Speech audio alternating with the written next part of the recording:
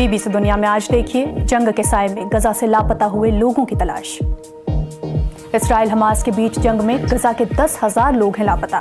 मलबे को हटाकर अवशेषों को इकट्ठा कर लोग कर रहे अपनों को पहचानने की कोशिश। स्वागत है आपका बीबीसी दुनिया में, मैं हूं प्रेरणा।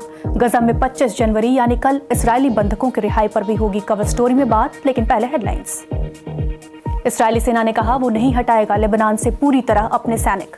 कहा लेबनान की सेना ने नहीं किया उस संघर्ष विराम की शर्तों को लागू जिस पर बनी थी नवंबर में सहमति। इस्राएली सेना को दी गई है लेबनान से पूरी तरह सैनिक हटाने के लिए रविवार तक की डेडलाइन। यूक्रेन ने रूस के उद्योगों पर हमलों का किया दावा। मास ड्रोन अटैक में रूसी तेल रिफाइनरी और माइक्रो इलेक्ट्रॉनिक्स प्लांट को बनाया निशाना। रूस ने कहा मार गिराए यूक्रेन के 120 से ज्यादा ड्रोन्स। तालिबान ने की इंटरनेशनल क्रिमिनल कोर्ट की निंदा। अफगानिस्तान में महिलाओं के साथ हो रहे बर्ताव को लेकर आईसीसी ने जारी किया था तालिबान के नेताओं के खिलाफ अरेस्ट वारंट। तालिबान ने कहा आईसीसी का फैसला है राजनीति से प्रेरित। बीबीसी आई की पड़ताल में दिखाएंगे किस तरह मानसिक रोगों के अस्पताल दबा रहे हैं चीन में विरोध के स्वर। सुनेंगे उन लोगों की आप बीती जिन्होंने जान जोखिम में डालकर किया था विरोध, और फिर अधिकारियों ने कैसे नशीली दवाएं देकर उन्हें बताया मानसिक रूप से बीमार। बीबीसी आई की अंडरकवर पड़ताल। प्राकृतिक आपदाओं की वजह से पिछले साल 24 करोड़ बच्चों की पढ़ाई पर पड़ा प्रभाव।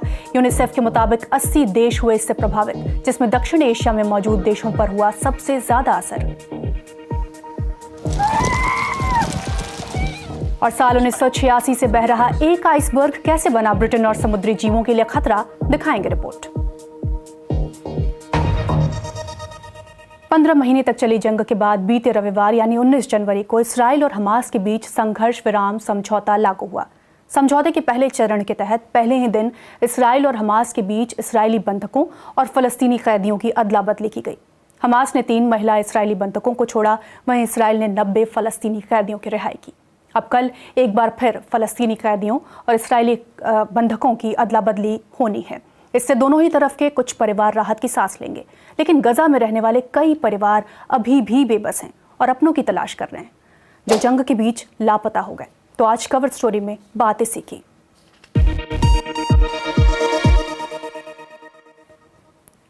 गजा में संघर्ष विराम का छठा दिन है। कल फिर से समझौते के तहत इसराइली बंधकों और फलस्तीनी कैदियों की रिहाई होगी। उम्मीद है कि हमास आने वाले घंटों में इसराइल को रिहा होने वाले उन 4 बंधकों के नाम बताएगा। शनिवार को इसराइल 180 फलस्तीनी महिला कैदियों को छोड़ेगा। हमास भी 30 बंधकों की लिस्ट में से उन बंधकों के बारे में बताएगा जो अभी जिंदा हैं। इस बीच संयुक्त राष्ट्र का कहना है कि गजा में और ज्यादा सहायता की जरूरत है, क्योंकि युद्ध विराम के बाद वापस लौट रहे ज्यादातर फलस्तीनियों ने पाया कि उनके घर बर्बाद हो चुके हैं। गजा के स्वास्थ्य अधिकारियों के अनुमान के मुताबिक वहां से करीब 10,000 लोग लापता हैं। देखिए यरूशलेम से फगल खीन की रिपोर्ट। लापता लोग यहीं कहीं हैं, कम से कम 10,000 लोग।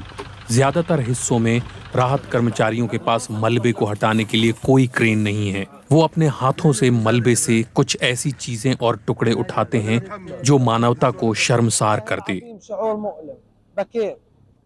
बेहद दर्दनाक एहसास है। मैं रोया। हम इंसान हैं, हम चीजें महसूस कर सकते हैं और हम लोगों को मरते हुए देखते हैं। मैं बता नहीं सकता ये कितना दुखद है। लोग अवशेषों को अस्पताल ले जाते हैं जहां परिवार वाले आकर उनकी पहचान करते हैं। ये दक्षिणी गजा में मौजूद यूरोपियन अस्पताल का आंगन है। माना जा रहा है कि ये कपड़े और हड्डियां 19 साल के अब्देल सलाम की हैं। लड़के के अंकल ने बताया कि अभी भी उनके परिवार को ये नहीं पता कि वो कहाँ हैं। जब तक अब्देल की पुष्टि नहीं हो जाती तब तक कुछ नहीं कहा जा सकता। उनके भाई मोहम्मद वहां पहुंचते हैं और कपड़ों को बड़े ध्यान से देखते हैं। इसी के बाद अब्देल सलाम की मौत की पुष्टि हो जाती है और परिवार को बताया जाता है। ये एक मरी हुई लड़की की ज्वेलरी है। उनकी छोटी बहन उनकी याद में ये बालियां पहनती हैं। आया एक लाडली बच्ची थी। आया काफी दयालु थी और सभी उन्हें प्यार करते थे। वो अपनी पढ़ाई, टीचर्स से भी प्यार करती थी। जब मैं उसे देखती हूँ तो मेरा दिल दुखी हो जाता है। फिर भी मैं रो नहीं पाती, लेकिन मेरा दिल उसके लिए रोता है। वो मेरे दिल में है। ऊपर वाला उसे माफ करे। 13 साल की आया के परिवार के मुताबिक इजरायली स्नाइपर ने उनकी गोली मारकर हत्या कर दी थी। इस परिवार को गजा शहर में मौजूद स्कूल से भागना पड़ा, जहां इन्होंने शरण ले रखी थी। वो आया की कब्र को पीछे छोड़ आए। वहां से जाने के बाद उनकी मां लीना ने आया की कब्र की कुछ तस्वीरें देखी। वहां कुत्ते आ गए थे। संघर्ष विराम के बाद उनके रिश्तेदारों ने आया के कपड़ों और हड्डियों की तस्वीरें भेजी। जब मैंने उसकी तस्वीरें देखी तो मैं उसके कपड़ों को पहचान गई। यहाँ रखे हुए इन प्लास्टिक बैग्स में से किसी एक में राना अबू ढाका के भाई के अवशेष हैं।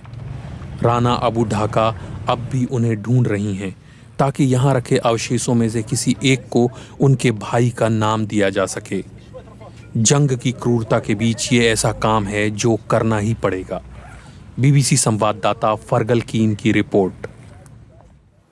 संयुक्त राष्ट्र के वर्ल्ड फूड प्रोग्राम के मुताबिक जंग की वजह से 20 लाख से ज़्यादा गजावासी बेघर हो चुके हैं। कोई आमदनी न होने की वजह से वो संघर्ष कर रहे हैं और जिंदा रहने के लिए मुहैया कराई जा रही सहायता सामग्री पर निर्भर हैं। बीबीसीआई की एक पड़ताल में ऐसे 59 लोगों की पहचान हुई है जिन्हें चीन में मानसिक रोगियों के लिए बने अस्पताल में जबरन हिरासत में रखा गया था। कईयों को सिर्फ इसलिए क्योंकि उन्होंने चीन के अधिकारियों के खिलाफ शिकायत दर्ज की थी। चीन में ऐसी प्रैक्टिस को 1 दशक पहले गैर कानूनी घोषित कर दिया गया था, लेकिन बीबीसी की टीम ने उन पीड़ितों से बात की जिनका कहना है कि चीन की पुलिस ने उन्हें जबरदस्ती मानसिक रोगियों के लिए बनी यूनिट्स में रखा। महज 2 साल पहले जुनजाई बीजिंग में एक स्टूडेंट थी। अब वो न्यूजीलैंड में रहते हैं क्योंकि उन्हें मजबूरन चीन छोड़कर भागना पड़ा। उन्होंने मुझ पर दवा लेने के लिए दबाव डाला, मुझे मारा और मुझे बिस्तर से बांध दिया। उन्होंने मुझे बहुत चोट पहुंचाई। जुनजाई ने हमें बताया कि जब उन्होंने सरकार के सख्त कोविड-19 लॉकडाउन का विरोध किया तो पुलिस ने उन्हें मानसिक रोगों के लिए बने एक अस्पताल में हिरासत में रखा। उनके मेडिकल रिकॉर्ड्स दिखाते हैं कि वो 2 हफ्तों तक अस्पताल में रहे, जहां उन्हें एंटीसाइकोटिक दवाएं दी गई थीं। उन्होंने कहा मुझे मानसिक रोग है। जब भी मैं उस बारे में सोचता हूँ तो डर लगता है, क्योंकि सरकार और पार्टी को लेकर आपकी अपनी सोच है और उन्होंने मुझे मानसिक रोगी बता दिया। यहाँ तक कि नर्स और डॉक्टर्स ने भी बार बार कहा कि सरकार और पार्टी के लिए मेरे विचारों की वजह से मैं मानसिक रूप से बीमार हूँ। अकेले जुनजाई ही नहीं हैं जिन्हें मानसिक रूप से बीमार बताया गया है। ली, जो उनका असली नाम नहीं है, उन्होंने चीन के लोकप्रिय नेता ली कचियांग के खिलाफ प्रदर्शन में तख्ती पकड़ी हुई थी, जिसके बाद उन्हें 45 दिन तक जबरन हिरासत में रखा गया। ली की पहचान छिपाने के लिए हमने आर्टिफिशियल इंटेलिजेंस की मदद से उनके चेहरे और आवाज को बदला है। मैंने उसे उठाया और तुरंत लोगों ने मुझे पकड़ लिया। वहां अफरा तफरी मच गई। पुलिस ने पूरी रात मुझसे पूछताछ की। मैंने बयान दिया कि मैंने कुछ गलत नहीं किया है, तो वो आधिकारिक तौर पर मुझे हिरासत में नहीं रख सकते। उसके बाद उन्होंने मुझे मानसिक रोगों के लिए बने एक अस्पताल में भेज दिया। अब वो चीन की पुलिस को अदालत तक लेकर जा रहे हैं। अगर मैं पुलिस पर मुकदमा नहीं करता तो इसका मतलब होता कि मैं ये मान रहा हूँ कि मैं मानसिक रोगी हूँ। मेरे भविष्य और मेरी आज़ादी पर इसका बड़ा असर पड़ेगा, क्योंकि पुलिस इसे बहाना बनाकर मुझे कभी भी जेल में डाल सकती है। हुआंग शेटाओ वकील हैं। वो चीन के मेंटल हेल्थ से जुड़े कानून को बनाने में शामिल थीं और मरीजों के अधिकारों की लड़ाई लड़ने के लिए मशहूर हैं। उनका मानना है कि जवाबदेही में कमी की वजह से समस्या और बिगड़ गई है। हाल के दिनों में सिविल सोसाइटी कमजोर हुई है और मानसिक रोगों के इलाज के गलत इस्तेमाल के कई मामले सामने आए हैं। सिर्फ पुलिस ही नहीं, जो भी ताकतवर है वो ऐसा कर सकता है। अस्पताल में जबरन भर्ती कराए जाने के 2 साल बाद जुनजाई आज भी उसका खामियाजा भुगत रहे हैं। अगर मैं 2022 में लौट पाता तो शायद तब मैं सच बताने के लिए विरोध नहीं करता, क्योंकि उससे मेरी पूरी जिंदगी बदल गई। ब्रिटेन में चीन के दूतावास ने बीबीसी को बताया कि चीन कानून के तहत चलता है और कानून साफ तौर पर गैर कानूनी गिरफ्तारियों पर रोक लगाता है। बीबीसी संवाददाता नीमा प्राटन की रिपोर्ट। खबर अमेरिका से। अमेरिका के राष्ट्रपति डोनाल्ड ट्रंप के गैर अमेरिकी माता पिता के बच्चों को जन्म लेते ही मिलने वाली अमेरिकी नागरिकता के प्रावधान को खत्म करने वाले एग्जीक्यूटिव ऑर्डर पर कोर्ट ने रोक लगा दी है। अमेरिका के सिएटल में मौजूद फेडरल कोर्ट के जज ने इसे असंवैधानिक बताते हुए 14 दिन की अस्थायी रोक लगाई है। अमेरिका का संविधान कहता है कि अमेरिका में जन्मे या नागरिकता के लिए सभी जरूरी शर्तें पूरी करने वाले लोग, साथ ही देश के कानून के अधीन आने वाले सभी लोग अमेरिकी नागरिक हैं। इस बीच ट्रंप के चीन के सामान पर 10% टैरिफ लगाने की धमकी के बाद अब चीन ने भी प्रतिक्रिया दी है। चीन ने कहा कि आर्थिक और व्यापारिक सहयोग दोनों के लिए फायदेमंद होगा। फॉक्स न्यूज को दिए एक इंटरव्यू में डोनाल्ड ट्रंप ने कुछ ये कहा था। We paid, I lost to China last year, $1 trillion. $1 trillion because of their stupidity with their trade policies. Now, I put tariffs on China.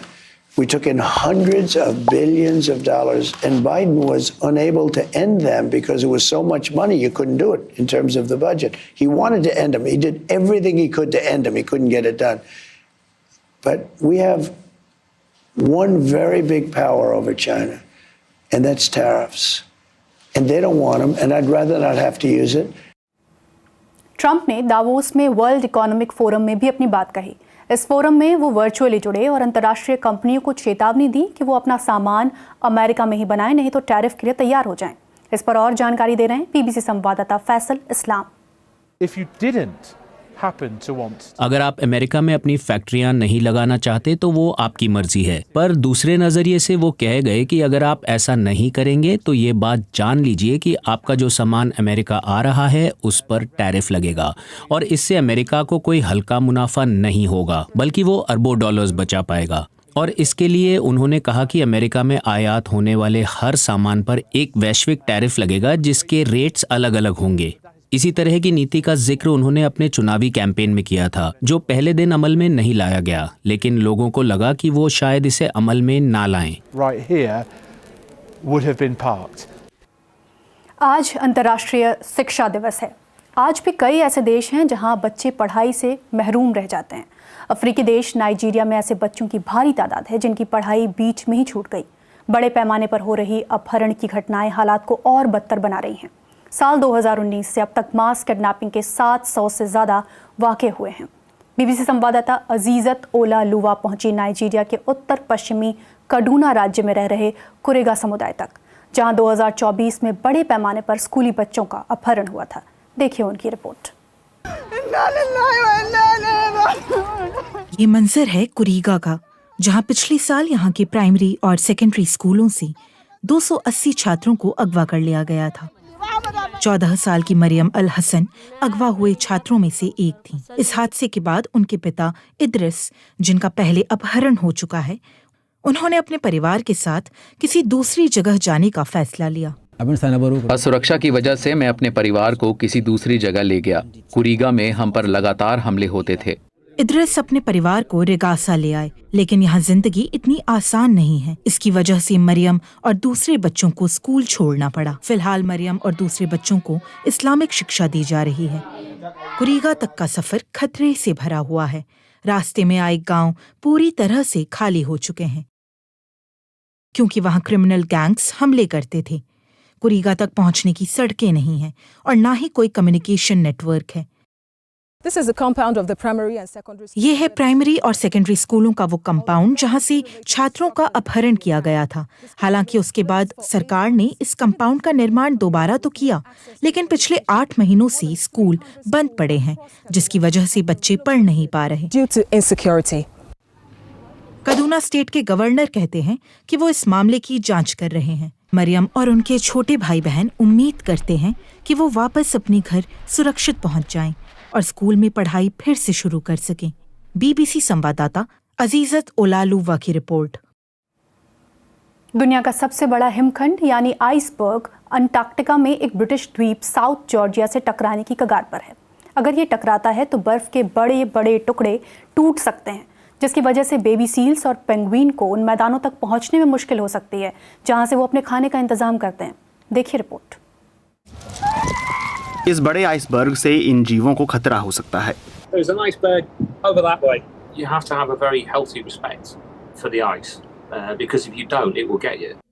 इस बड़े आइसबर्ग को, जिसे A23A कहा जाता है, ब्रिटिश क्षेत्र के सुदूर अंटार्कटिक द्वीप दक्षिण जॉर्जिया से टकराने की कगार पर है।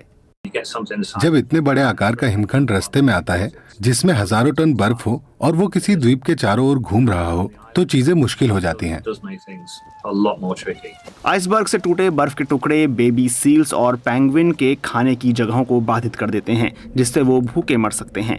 A23A आइसबर्ग लगभग 3,500 वर्ग किलोमीटर बड़ा है। ऊंचाई करीब 400 मीटर है। अंटार्कटिका पर बढ़ते तापमान के प्रभाव से पहले ही A23A साल 1986 में टूट गया था, लेकिन समुद्र का लगातार बढ़ता तापमान महाद्वीप को और ज्यादा अस्थिर बना देता है, जिसकी वजह से भविष्य में बर्फ की चादर के और भी बड़े टुकड़े समुद्र में टूटकर गिर सकते हैं।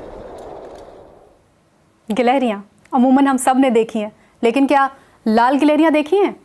ये पाई जाती है इंग्लैंड में, लेकिन अब इनकी तादाद घटकर 40,000 से भी कम हो गई है और इसकी वजह है ग्रे गिलहरियां। पर अच्छी खबर यह है कि उत्तरी इंग्लैंड के एक जंगल में कुछ लाल गिलहरियों की कॉलोनीज पाई गई हैं। देखिए BBC संवाददाता फियोना लैमडीन की रिपोर्ट। उत्तरी इंग्लैंड के यॉर्कशायर डेल्स के घने जंगलों में दुर्लभ लाल गिलहरियां नजर आ रही हैं। आज जूली और उनके वॉलंटियर्स की टीम लुप्त होने की कगार पर खड़ी इन गिलहरियों को देखने के लिए जंगल की ओर जा रहे हैं। 60 के दशक में यहाँ एक भी लाल गिलहरी नहीं थी, पर अब 20 से ज्यादा है। इन्हें देखने से मेरा मूड अच्छा हो जाता है। मैं इन्हें देखते हुए इतना मुस्कुराता हूँ कि मेरे जबड़े दर्द कर रहे हैं।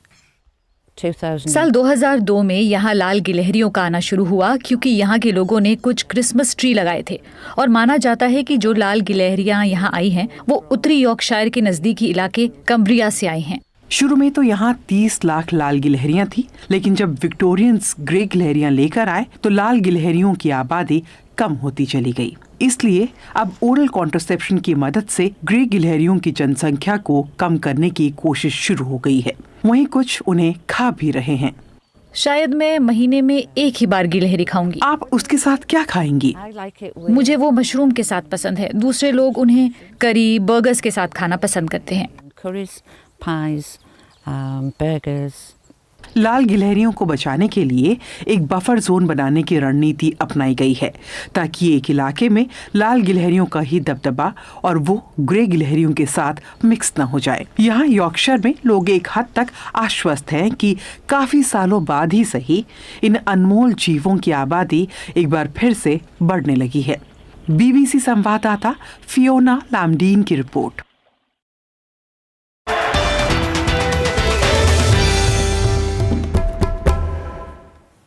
भारत की जानी मानी पहलवान, 3 बार की ओलंपियन और ओलंपिक में कुश्ती के फाइनल तक पहुंचने वाली पहली भारतीय महिला विनेश फोगाट, जिन्होंने वर्ल्ड चैंपियनशिप में 2019 और 2022 में ब्रॉन्ज मेडल जीता और कॉमनवेल्थ खेलों में 3 बार गोल्ड अपने नाम किया।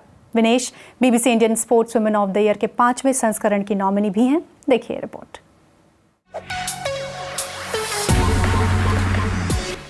तीन ओलंपिक में हिस्सा लेने वाली रेसलर विनेश फोगाट भारत के लिए कई मेडल जीत चुकी हैं। पेरिस ओलंपिक 2024 के फाइनल में पहुंचने वाली वो भारत की पहली महिला पहलवान बनी थी, लेकिन वजन ज्यादा होने की वजह से वो इसमें हिस्सा नहीं ले सकी। विनेश के परिवार में कई खिलाड़ी हैं। उनकी बहनें और कजिन कई अंतर्राष्ट्रीय इवेंट में मेडल जीत चुकी हैं। उस टाइम पे तो लोग बोलते थे कि ये क्या करवा रहे हो लड़कियों से, लेकिन अभी खुद फैमिली के लोग रेसलिंग में डाल रहे हैं लड़कियों को। अगर हम लड़कियों के लिए या अपनी रेसलिंग के लिए अगर इतना कुछ कर रहे हैं तो वो मेडल से कम नहीं है। विनेश ने 2019 और 2022 में वर्ल्ड चैंपियनशिप में ब्रॉन्ज मेडल अपने नाम किया। उन्होंने एशियाई खेलों में गोल्ड और ब्रॉन्ज मेडल, कॉमनवेल्थ गेम्स में 3 मेडल जीते हैं।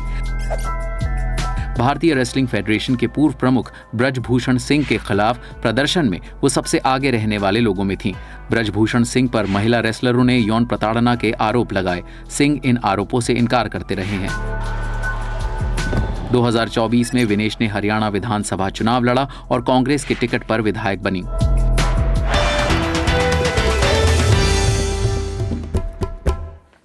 BBC दुनिया में आज इतना ही। अब आपसे होगी मुलाकात सोमवार को।